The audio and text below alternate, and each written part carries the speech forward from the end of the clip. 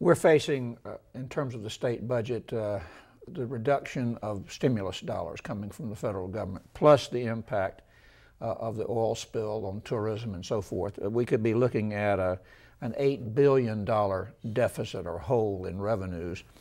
And yet what your organization does could arguably bring more sales tax revenues to the state. So what will you be telling legislators in terms of the cost benefit of investing in Visit Florida? Right. Well, we've long said that Visit Florida is really part of the solution to the problem, and it's been a challenging economy for several years. There's obviously, I think, a lot more people around the state that recognize how vital tourism is to their business and to their community than maybe even a year or 2 years ago. So I think we'll have a very receptive audience. We're fortunate to be able to communicate that Visit Florida is a destination marketing company. That's what we do for the state of Florida.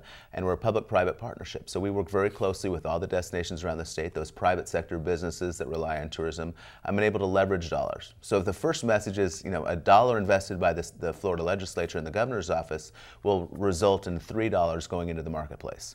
That's a pretty good leverage in terms of marketing dollars. The second real important message is that we know that every dollar that goes into the marketplace is able to generate a significant and measurable return on marketing investment. So a dollar that's invested by the legislature in last year's marketing campaign was going to return $155 in incremental spending, so from visitors that otherwise would not have come if they hadn't have seen the advertising messages, and $9 in incremental sales tax revenue.